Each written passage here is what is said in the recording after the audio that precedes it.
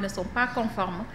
nañu tëj parce que ñoom loolu la ñu gis est-ce que du xeex koo xam ne ñàkk nañ ko déjà. merci beaucoup question bi am na solo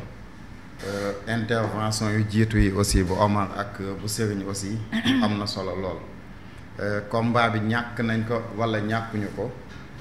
man duma wax ñàkk nañ ko. parce que je pense que combat moom tant que livré goo ko munoo xam fan lay mujje mais lii man dama ci am peut-être taxaw seetlu bu xaw a spécial parce que man défenseur de la presse la en plus nekk journaliste te je pense que même su may dund métier bi moo may dundal jamono ji donte xam nañ ne métier bi ça ne paye pas.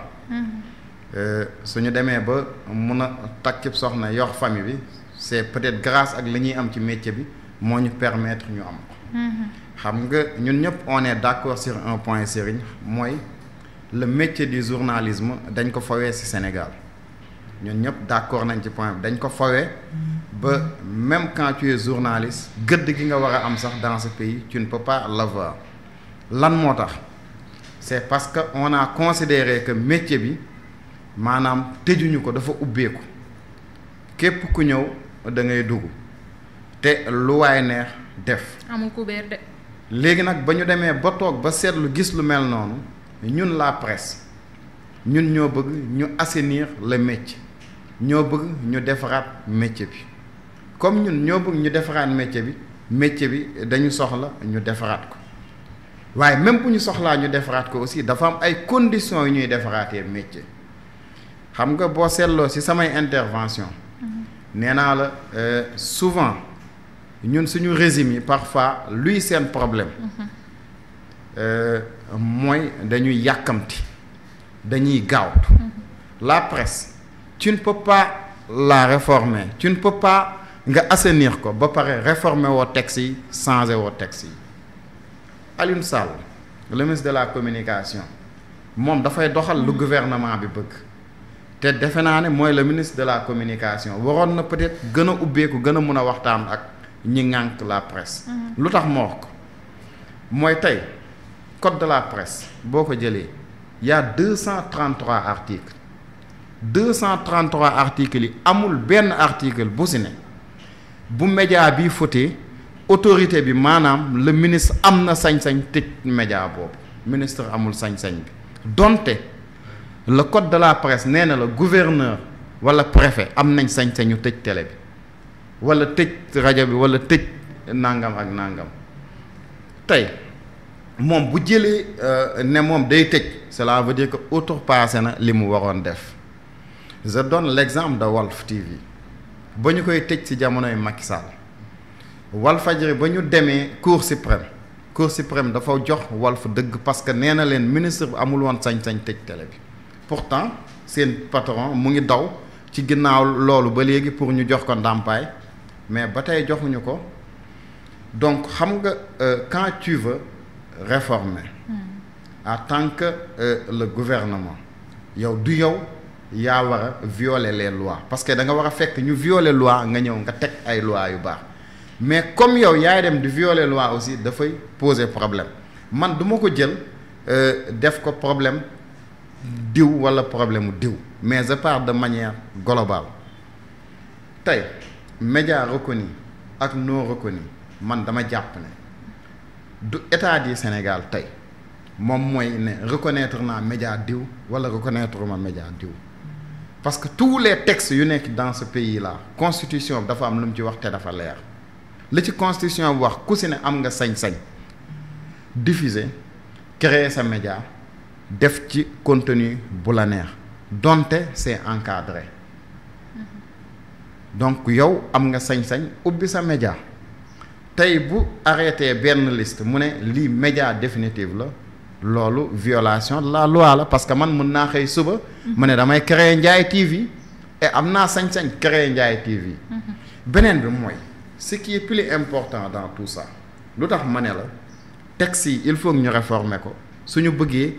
assainir la presse code de la presse bu 2017 si je ne me trompe pas est-ce que ba ñu koy tëgg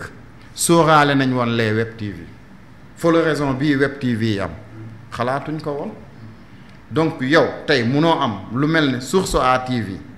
yow amoo benn règle boo xamante ne régir na Source A TV nga bëgg a jug ne da nga koy tëj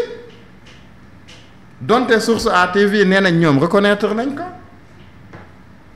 ci yan base parfois la ñuy teg li ñuy def amul benn base bu légal tey pour man y a des questions plus importantes même que ça tey man j'ai connu des médias yoo xamante ne amul directeur de publication wala ñu ñuy def directeur de publication non seulement duñu ay journalistes te nekk journaliste rek warul tax nga nekk directeur de publication parce que on te demande 10 ans d'expérience. Est-ce que ces médias là dañ leen war a bàyyi ñu continuer di dox est-ce que ces médias yooyu waruñu leen encadrer teg leen ci yoon dañ leen war a encadrer teg leen ci yoon xam nga comment nga ne kat yow ubbi nga Omar sa média bi mais Omar yow mi nekk directeur de publication tu ne dois pas l'être il faut trouver quelqu'un d'autre pour mu nekk mais tu donnes la personne un délai pour ça su ko deful yow yaa moom sa aide à la presse yaa moom sa fonds d'aide xaw ma nangam ak nangam su la neexee nga ne ah man kat jéem naa pour ñu reconnaître Omar mais Omar dafa bañ a dëppoog loi wu réew mi donte xam naa ne violé nga les lois mais ma ne man du ma sédd Omar 100 francs su boobaa est-ce que Serigne dina am ku taxaw kaas kenn du kaas mais du moment où nga ne da ngay tëj sama média mais damay jug taxaw jàkkaarloo ak yow fu may jeexalee ci loolu mooy tey le CDEPS mooy le patronat que muy SYNPICS man je suis un membre du SYNPICS mais dañu lajj ci ay combats yu bari xam nga lajj ci ay combats yu bari tey le patronat dañuy def lu leen neex dans la presse gis naa fi ay patrons de presse yoo xamante ne des journalistes dañuy am des problèmes dans leur organe de presse pour dénoncer ko wala pour nga inviter leen ci benn plateau pour ñu wax patron de presse bi da koy bañ est-ce que c'est normal patron de presse di bañal lool ay journalistes yu jóge ci beneen kër des journalistes dañuy am problème ak patron de presse nekk entité SYNPICS def un communiqué nga envoyé ko Serigne bu nekk ci benn organe Serigne publier ko le directeur de Serigne woo Serigne ne ko supprimer le papier tey quand tu vois que tey patronat bu ñu wootee combat doo ci gis benn journaliste wala journaliste bu am fulla du dem c'est parce que ces pratiques illicites yu ñuy def ñoom ñun d'accorduñ ci ànduñu si tey ànduñu si suba tey quand tu recrutes une personne on sait tous que difficulté économique bi am na état bi xoj na la presse mais tamit ñu nit nañu xam nan lañ ñu war a def ba sàmmoo ak les textes la convention collective boo xamante ne même sax dañ ko war a xoolaat wax ma tey yan organe de presse ñoo dëppoog la convention collective su amee it bariwul am na gaa amee bariwul mais lan moo tax mënuñoo dëppoog lu nekk ci convention collective bi du moment où mënuñoo dëppoo ak ci convention collective bi ça sert à quoi xam nga le danger que les enfants font aujourd'hui surtout les patrons de presse xam nga mooy lan Omar on te dit que le gars buy ñëw di liggéey ci maa ngi moom dañoo négocier waxtaan ba juboo ci accord et ça c'est très grave waxtaan ba juboo ci accord gis nga tey même bu ngeen waxtaanee ba juboo tey personne boobu ñëw il cherche du travail il y a certaines choses peut-être mën na ko ignorer mën na ko bañ a xam mais yow en tant que son employeur yow yaa war a dëppoo ak les règles de base te les règles de base mooy lan nga signer ko un bon contrat nga xool maanaam moom convention collective ci corps gu mu nekk nga appliquer ko te nga respecter ko te je parle pour toutes les branches aussi nga respecter mais si tu ne le fais pas su nit ki demee ci yoon da ngay daam tey plateforme bu ñu ubbi ñoom c'est bien mais plateforme warul yam rek ci reconnaître naa diw wala reconnaître ma diw plateforme dafa war a dem ba au-delà même de reconnaissance diw ak diw maanaam xool ñii di liggéey est-ce que ñu ngi leen defal versement IPRES caisse de sécurité sociale est-ce que ñu ngi koy am c'est que pour man ça c'est les combats est-ce que le patronat mus nañ woote un combat pour ça musul am moom laa la wax man état tey loolu la war a def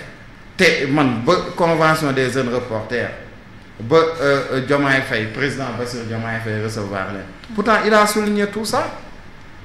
on tire 5% de Omar ci impôt duñ la ko versel il le bouffe il le mange. mais man si tu me fais ça man si tu me fais ça est-ce que man mii tey boo amee combat man dinaa ñëw ma soutenir du ma ko def. donc ça c'est des choses yoo xamante ne il faut quand même qu'on se dise la vérité et ñu régler problème yooyu mu jeex. merci beaucoup sëñ bu mag